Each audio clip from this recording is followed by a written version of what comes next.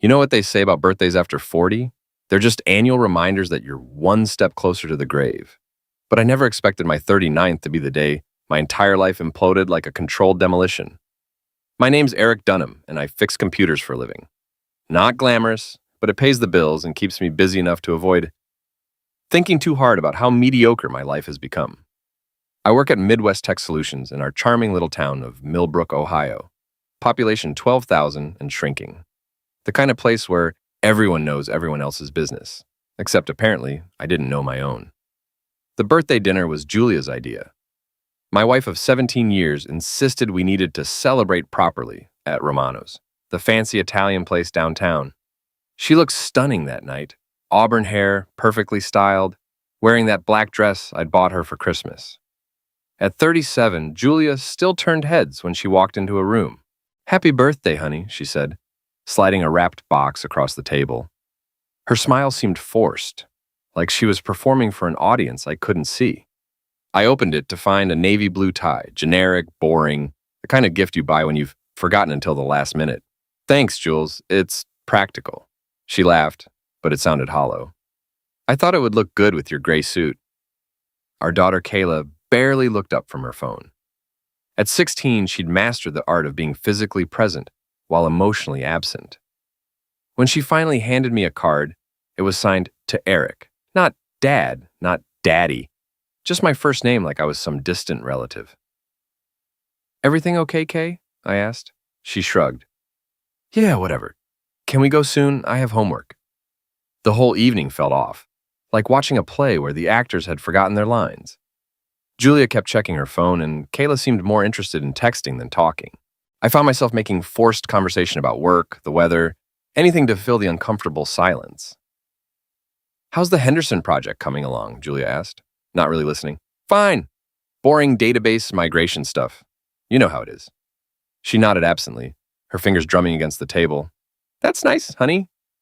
We drove home in near silence, the radio filling the void where conversation should have been. I kept glancing at Julia in the passenger seat, wondering when we'd become strangers sharing the same address.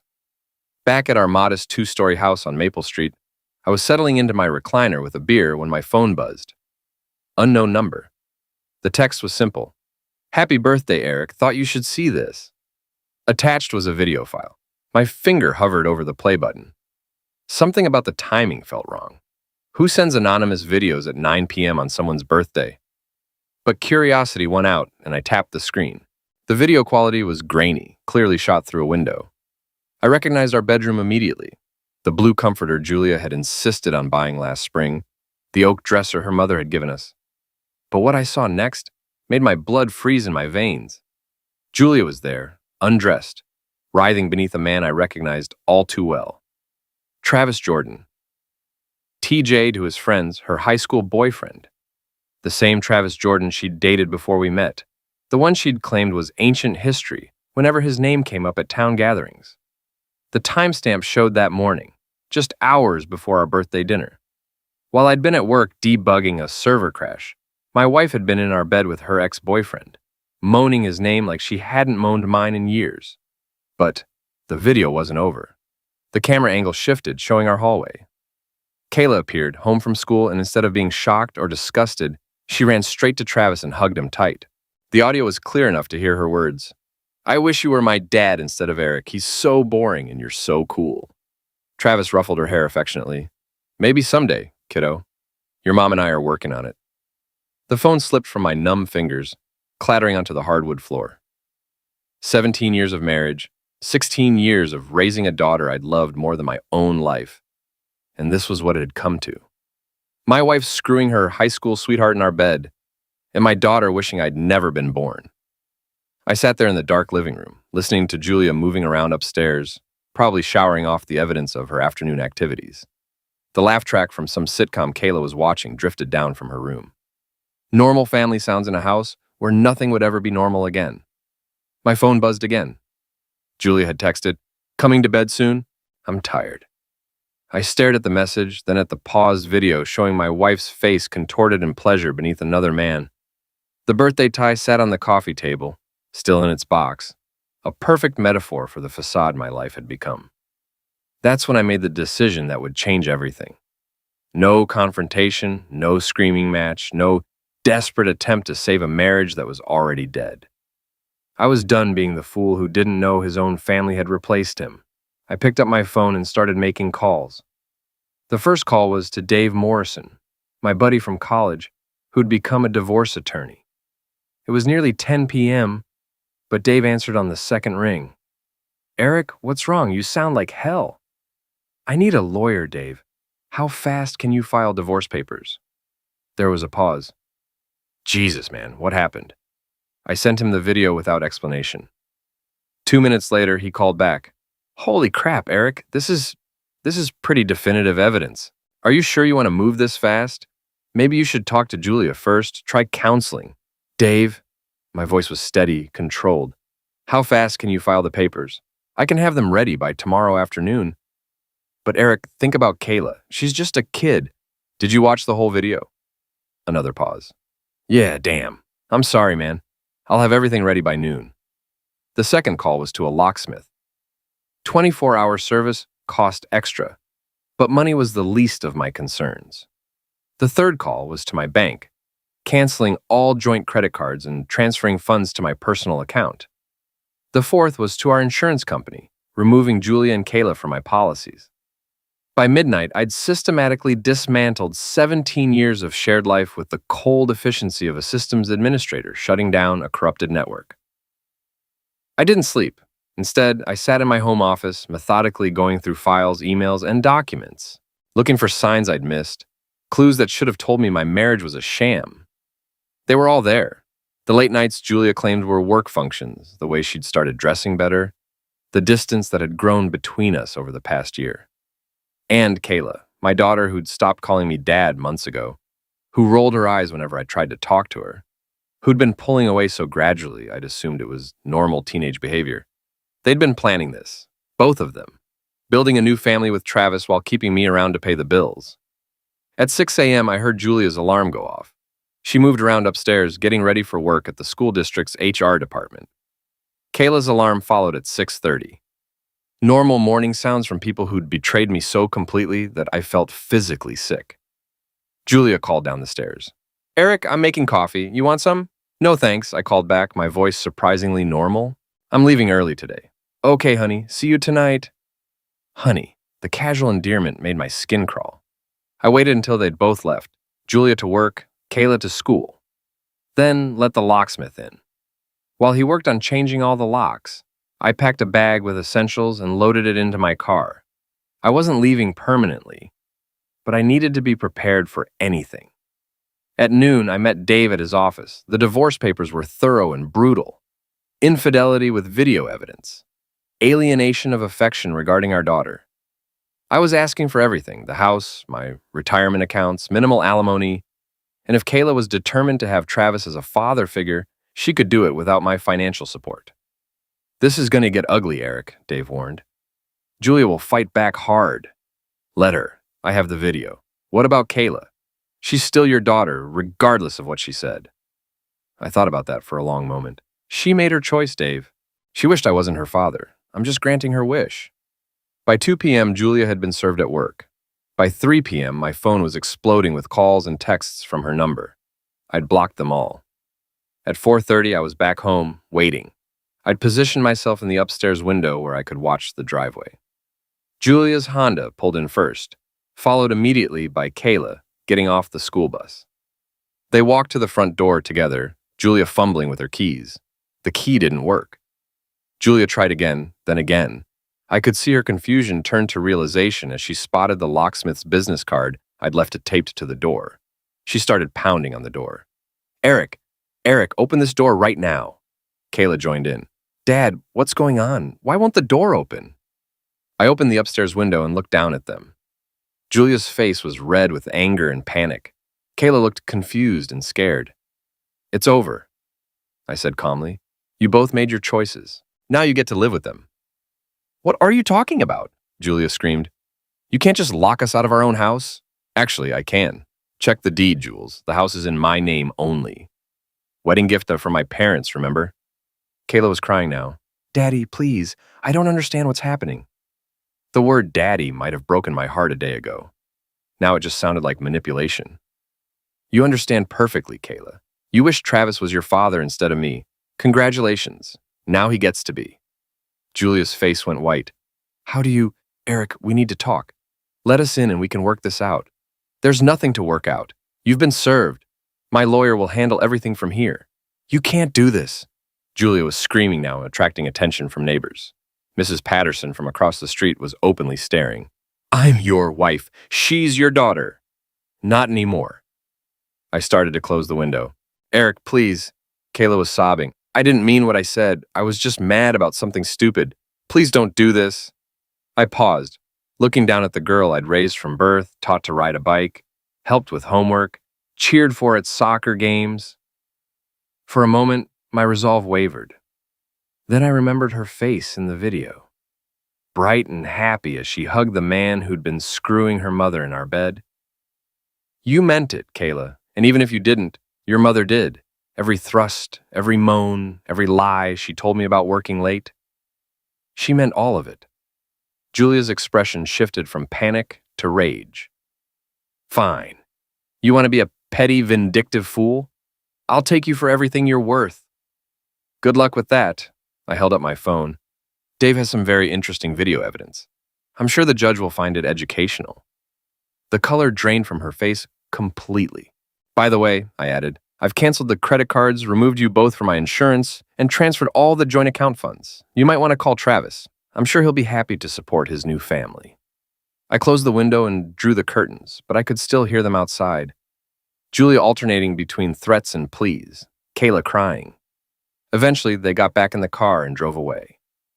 I sat alone in the house that had been our home, surrounded by family photos that now looked like evidence of an elaborate lie. The silence was deafening, but for the first time in months, I felt like I could breathe. My phone buzzed with a text from an unknown number. Saw the video, well played. A friend. I stared at the message, wondering who had sent me the original video and why. But honestly, it didn't matter. They'd given me the truth, and the truth had set me free. Small towns are like ecosystems. Disturb one element, and the ripple effects spread everywhere. By the next morning, half of Millbrook knew something was wrong with the Dunhams. I'd taken the day off work, claiming a family emergency. Technically true. I spent the morning organizing documents and preparing for the legal battle ahead when my doorbell rang. Through the peephole, I saw Mrs. Patterson from across the street holding a covered dish. Margaret Patterson was 73, widowed, and the unofficial neighborhood watch commander. She knew everyone's business before they knew it themselves. Eric, dear, she said when I opened the door, I brought you a casserole. Tuna noodle, your favorite. It wasn't my favorite, but I appreciated the gesture. Thank you, Mrs. Patterson, that's very kind. She peered past me into the house. I couldn't help but notice the commotion yesterday evening. Is everything all right with Julia and Kayla? The concerned grandmother act didn't fool me. Margaret Patterson was fishing for information, and I was about to give her the catch of the century. They're fine, I said carefully. They're staying elsewhere for a while. Oh my. Her eyes lit up with curiosity. Marriage troubles? I could have deflected, made excuses, protected Julia's reputation like a good husband should. Instead, I thought about the video, about Kayla's wish that I wasn't her father, about 17 years of my life that had apparently been a lie. Julia's been having an affair, I said simply, with Travis Jordan. I have video evidence. Mrs. Patterson's mouth fell open. Travis Jordan? The real estate boy? But he's married to that lovely Susan girl. Not anymore, I'd imagine. The video was quite explicit. Oh my goodness. She clutched her pearls, literally clutched them. And poor Kayla caught in the middle of all this mess. Actually, Kayla knew about the affair. She approved of it. Told Travis she wished he was her father instead of me. That landed like a bombshell. Mrs. Patterson's face cycled through shock, disbelief, and finally, righteous indignation. That poor man, she muttered. And I realized she was talking about me. Betrayed by his own family. It's disgraceful. By noon, my phone was ringing off the hook. Not Julia, I'd blocked her number, but friends, co-workers, and acquaintances who'd heard various versions of the story through Millbrook's highly efficient gossip network. Dave called around 1 p.m. Jesus Christ, Eric, the whole town's talking about this. Julia's lawyer called me 3 times this morning trying to negotiate. What did you tell him? that we have video evidence of infidelity, and we're not interested in negotiation. He seemed pretty deflated after I sent him a screenshot. Good. What about Kayla? That's more complicated. She's a minor, so there'll be a custody hearing regardless. But given what she said in the video, Dave paused. Eric, are you sure you want to pursue this angle, cutting off your own daughter? I'd been wrestling with that question all morning. Kayla was 16, old enough to understand the consequences of her words, but young enough that Julia might have manipulated her into taking sides. What would you do, Dave, if your kid said they wish someone else was their father? I honestly don't know, man. But she's been poisoned against you. Maybe with time, therapy, you could rebuild that relationship. Maybe, but not while she's living with the woman who destroyed our family. At 3 p.m., I drove to the high school. Not to see Kayla, but to see her guidance counselor, Mrs. Rodriguez, a woman I'd known for years through parent-teacher conferences and school events. Eric. She looked surprised to see me. I heard there were some family issues. How are you holding up? I've been better, Carmen. I need to ask you something, and I need you to be honest with me. She gestured for me to sit down. Of course. Has Kayla been talking about problems at home? About me specifically? Carmen's expression grew uncomfortable. Eric, you know I can't discuss specific conversations with students. Carmen, please.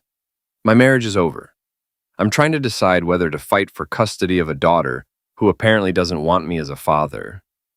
She sighed, looking older than her 50 years. She's been distant this year, angry. She's mentioned feeling like you don't understand her, that you're too strict, too boring. Did she ever mention Travis Jordan? Carmen's eyes widened. How did you... Yes, actually. She talked about her mom having a friend who got her better than you did. Someone who was more fun, more exciting. She paused. Eric, please tell me you're not implying what I think you're implying. I have video evidence of my wife having sex with Travis Jordan in our bedroom. The same video shows Kayla hugging him and saying she wished he was her father instead of me. Carmen put her hand to her mouth. Oh my God, that poor girl. She has no idea what she's gotten herself into.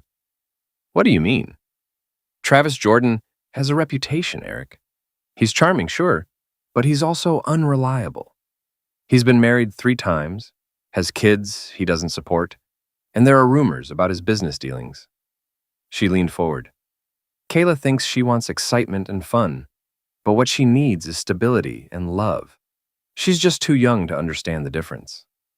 I felt a flicker of hope, quickly suppressed. It might be too late for that, Carmen. Some things can't be undone. She's 16, Eric. Everything feels permanent when you're 16, but nothing actually is. Don't give up on her completely. Driving home, I thought about Carmen's words. Maybe Kayla had been manipulated. Maybe Julia had spent months poisoning her against me, making me seem boring and restrictive compared to the exciting Travis Jordan. But manipulation was just another form of betrayal. And the words Kayla had spoken, I wish you were my father instead of Eric, those came from her mouth, her heart. Manipulated or not, she'd meant them in the moment. My phone buzzed with a text from another unknown number. Check your email, more evidence. A friend. I pulled over and checked my email on my phone. There were 3 video files attached, all timestamped over the past month. Julia and Travis in various locations, his car, a hotel room, even our kitchen while I was at work. But it was the 4th file that made my blood boil. Audio only. Recorded on what sounded like a phone. Julia's voice, talking to someone, probably Mindy, her best friend. Eric's so clueless, Julia was saying. He has no idea what's been going on right under his nose. Travis is everything Eric isn't. Passionate, spontaneous, alive. Even Kayla sees it. What about Eric? Mindy's voice. Don't you feel guilty? Why should I? I've wasted 17 years of my life being married to a man who thinks excitement is upgrading his computer software. I deserve better. We both do, me and Kayla. And you think Travis is going to leave Susan for you? Julia laughed. He already has, in every way that matters. It's just a matter of time before it's official. Then Kayla can have the father she actually wants, and I can have the husband I deserve. I sat in my car, hands shaking with rage, listening to my wife casually discuss destroying our family like she was planning a dinner menu. The casual cruelty of it, the complete dismissal of 17 years of marriage, of my feelings, of everything we'd built together. My mysterious friend had given me more than enough evidence to destroy Julia in court. But I was starting to think the legal system wasn't going to be enough. Julia had humiliated me, betrayed me, and turned my own daughter against me. Maybe it was time to return the favor. The next morning, I drove to work for the first time since receiving the video. I needed normalcy, routine, something to ground me while I planned my next moves. But as soon as I walked into Midwest Tech Solutions, I knew the gossip had reached my workplace. Conversations stopped when I entered rooms. Coworkers gave me sympathetic looks and awkward pats on the shoulder. My boss, Janet Morrison, Dave's sister-in-law, called me into her office within an hour of my arrival. "Eric, I heard about what happened. Take whatever time you need. We can handle your workload." "Thanks, Janet, but I'd rather stay busy. Sitting at home just gives me time to think, and that's not helping anyone." She nodded understandingly. "If you change your mind, just let me know." "And Eric, I'm sorry. Julia always seemed so... I never would have suspected." Neither would I, apparently. That was the part that stung most. Not just the betrayal, but my own blindness to it. I threw myself into work, using the familiar rhythm of problem-solving to keep my mind occupied. But around noon, my concentration was shattered by a phone call from Dave. "We have a problem," he said without preamble. "Julia's lawyers claiming the video evidence was obtained illegally. They're trying to get it thrown out." "How is it illegal? Someone sent it to me." That's what they're questioning. How did this mysterious person obtain the footage? Was it recorded without consent? Did they break into your house to plant cameras? I hadn't considered this angle. The video was shot through our bedroom window. Anyone could have done that from the backyard. Maybe, but we need to be prepared for them to challenge it. Do you have any idea who sent it to you? None. They've sent me more evidence since then, but always from different numbers, always anonymous. That's actually suspicious, Eric. Someone's been documenting your wife's affair for weeks, maybe months. That takes planning, dedication. This isn't some random Good Samaritan. Dave was right, but I didn't care about my mysterious allies' motives. They'd given me the truth, and that was all that mattered. After work, I decided to drive past the house where Julia and Kayla had been staying, Mindy's place on Oak Street. Julia's car was in the driveway along with a pickup truck I recognized as Travis's. One big happy family, I thought bitterly. As I watched, the front door opened and Travis emerged, followed by Kayla. She was laughing at something he'd said, looking happier than I'd seen her in months. Travis ruffled her hair affectionately, the same gesture I'd seen in the video. They got into his truck together. Father-daughter bonding time, probably. The sight of it made me want to punch something. Instead, I followed them. They drove to the Dairy Queen on Main Street, the same place I'd taken Kayla for ice cream countless times over the years. Through the window, I watched Travis buy her a large sundae and sit across from her in our usual booth. They talked and laughed like old friends, like father and daughter. My phone rang. Unknown number again. "Hello? Eric Dunham?" The voice was female, middle-aged, unfamiliar. "Yes, this is Susan Jordan, Travis's wife. We need to talk." Susan Jordan. I'd met her a few times at town events. A quiet, pleasant woman who taught elementary school. Travis's third wife, if I remembered correctly. "I think you've been getting some interesting videos lately," she continued. "Videos I recorded." The pieces clicked into place. "You're my anonymous friend." "I've been documenting my husband's affairs for months, Mr. Dunham. Your wife isn't his first, and she won't be his last, but she might be his most expensive mistake. Why didn't you just divorce him yourself? Why involve me?" "Because I wanted him to lose everything, not just half of everything. A man who destroys families should have his own family destroyed in return." Her voice was calm, almost conversational. "Besides, I thought you deserved to know the truth." "What do you want from me?" "Nothing. I just thought you should know that Travis is planning to leave town with your wife and daughter. He's been liquidating assets, closing accounts. They're going to disappear, probably to somewhere without extradition treaties." My blood ran cold. "When?" "Soon. Maybe this weekend. He thinks he's been clever, but I've been tracking everything." She paused. "Unless, of course, someone were to complicate their plans." "What are you suggesting?" "I'm not suggesting anything, Mr. Dunham. I'm simply sharing information. What you do with it is entirely up to you."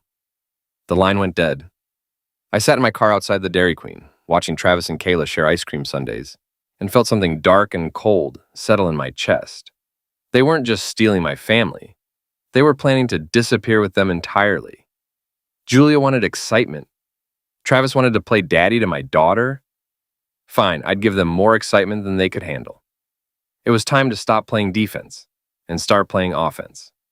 And thanks to Susan Jordan's months of surveillance, I had enough ammunition to destroy them both. I drove home and spent the evening planning. By midnight, I had a strategy that would ensure Travis Jordan and Julia regretted ever crossing me. The birthday video had been their declaration of war. Now it was time for my response. Friday morning, I called in sick to work and drove to the bank where Travis worked part-time as a loan officer. Susan had provided me with detailed information about his financial situation. The man was leveraging everything for his planned escape with Julia. I requested a meeting with the bank manager, Patricia Williams, a stern woman in her 50s who'd known my family for years. "Eric," she said, settling behind her desk. "I heard about your situation. I'm so sorry." "Thank you, Patricia. I'm here about Travis Jordan." Her expression grew guarded. "Oh?" I pulled out my phone and showed her one of the videos Susan had provided. Travis and Julia in a hotel room, discussing their plans to leave town with money from liquidated assets. "This was recorded 3 days ago," I said. "Travis is planning to disappear with funds that may include money from loans he's processed here." Patricia's face went white as she watched. "Oh my God, Eric, we need to involve the police immediately." "I was hoping you might audit his recent transactions first, quietly. If he's been embezzling or approving fraudulent loans, you'll want to handle this internally before it becomes a public scandal." She nodded grimly. "I'll start the audit today. Thank you for bringing this to my attention." My second stop was the high school where Julia worked. I didn't go to see her. I went to see Principal Matthews, a man who'd been running Millbrook High for 15 years and had zero tolerance for scandal. "Eric," he said, clearly uncomfortable, "I heard about your personal situation. I want you to know that Julia's employment here won't be affected by your divorce. That's generous of you, Bill. But I think you should know that Julia's been conducting her affair on school property." I showed him the video Susan had recorded of Julia and Travis in her HR office after hours, along with audio of Julia discussing how she'd been using her position to help Travis get information about families applying for school loans. "Jesus Christ," Matthews muttered. "This is a disaster. If the school board finds out she's been using her access to student records for personal gain, I thought you should know before it becomes public knowledge," I said. "I'm sure you'll handle it appropriately." By noon, Travis had been suspended from the bank pending investigation, and Julia had been placed on administrative leave from the school district. Both of their income streams had been cut off just as they were planning their great escape. But I wasn't done. My third stop was the real estate office where Travis worked his main job. I'd called ahead and scheduled an appointment with the owner, Robert Chen, claiming I was interested in selling my house quickly due to my divorce. "I'm sorry to hear about your situation," Chen said as we sat in his office. "Divorce is never easy." "No, it's not. Especially when you discover your wife has been having an affair with one of your employees." Chen's face went rigid. "I beg your pardon." I pulled out my phone again. "Travis Jordan has been sleeping with my wife for months. They've been using his access to real estate records to plan their disappearance. I have video evidence of them discussing which properties would be good for hiding assets." The video I showed him was damning. Travis and Julia in his car, looking at property listings and discussing how to hide money in real estate investments under false names. "This son of a witch," Chen muttered. "He's been using company resources for personal schemes. Eric, I'm going to fire him immediately and turn this over to the authorities." "I was hoping you might consider a more comprehensive response." Chen looked up sharply. "What do you mean?" "Travis has been telling people around town that he's your best salesman, that he practically runs this office. Maybe it's time people knew the truth about his character and his business practices." Chen's smile was cold. "Leave that to me." By 3 p.m., Travis Jordan had lost all 3 of his income sources, but I still had one more stop to make. I drove to Mindy's house, where Julia and Kayla had been staying. Julia's car was in the driveway, but Travis's truck was nowhere to be seen, probably because he was busy dealing with the wreckage of his professional life. I knocked on the door. Mindy answered, looking nervous. "Eric, what are you doing here? I need to talk to Julia and Kayla." "I don't think that's a good idea. Julia's very upset, and Kayla, I don't care what Julia wants. I need to speak with my daughter." Mindy hesitated, then stepped aside. "They're in the living room." Julia was on the couch, phone pressed to her ear, speaking in urgent whispers. When she saw me, her face went pale. "I'll call you back," she said, ending the call. "Eric, what are you doing here?" "Where's Kayla?" "Upstairs. Eric, we need to talk. This whole thing has gotten out of hand." You're right, it has. I sat down across from her. Tell me about your plans to leave town with Travis. The color drained from her face completely. I don't know what you're talking about. Sure you do. The liquidated assets, the fake real estate investments, the plan to disappear before the divorce proceedings could freeze your accounts. I leaned forward. Did you really think I wouldn't find out? Eric, please, let me explain. Explain what? How you've been planning to steal my daughter and disappear?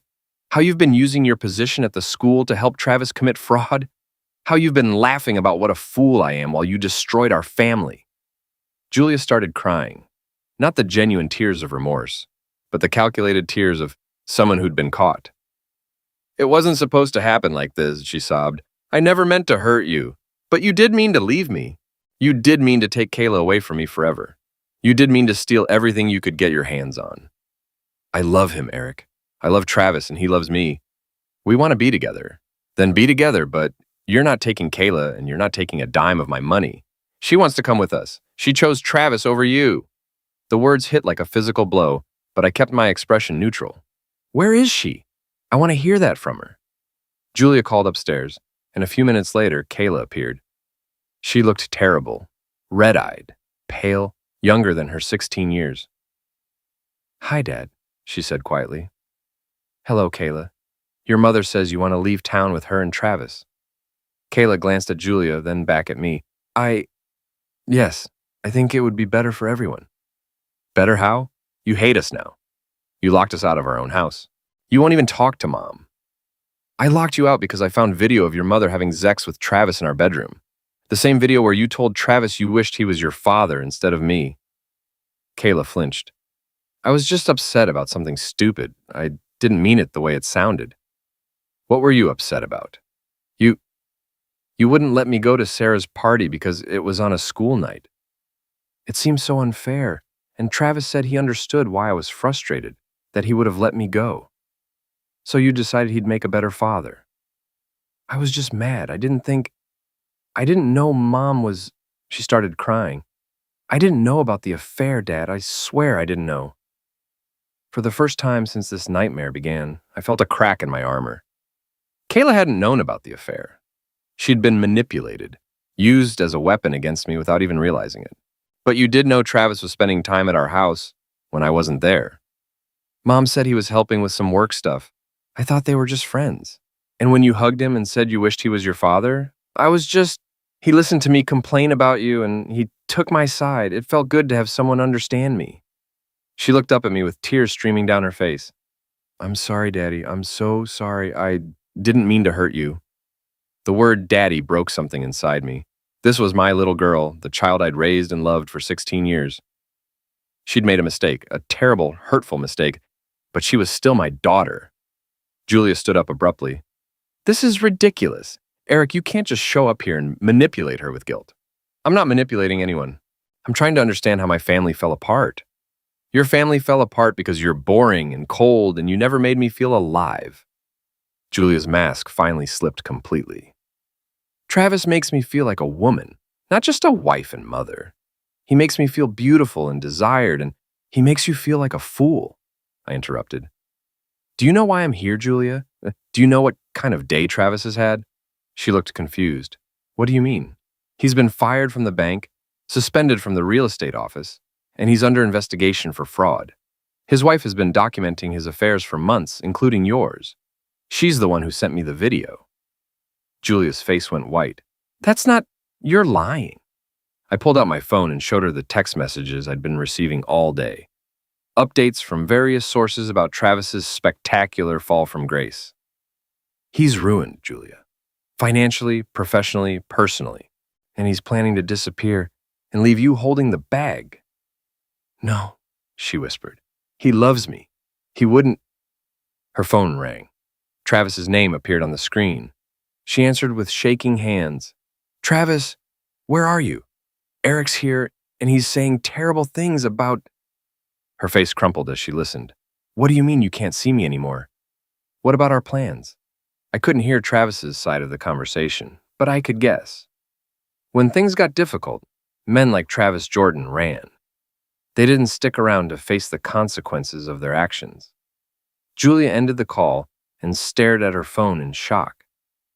He said, it's over, that he can't risk seeing me anymore because of the investigation, that I should work things out with you. And there it is, I said.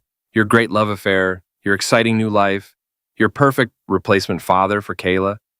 How's that working out for you? Julia collapsed back onto the couch, sobbing. Not manipulative tears this time, but the genuine anguish of someone who'd lost everything for a man who'd abandoned her the moment things got complicated. Kayla looked between us, confusion and fear written across her face. What happens now?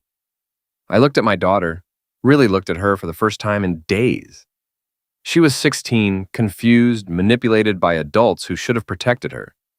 She had made a terrible mistake, said hurtful things, but she was still a child. And she was still my child. Now we go home, I said. All of us. And we figure out how to put our family back together. Julia looked up through her tears. Eric, I don't deserve... No, you don't. But Kayla does.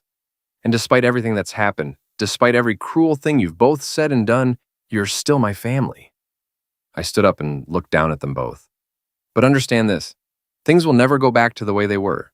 Trust has to be rebuilt. Respect has to be earned.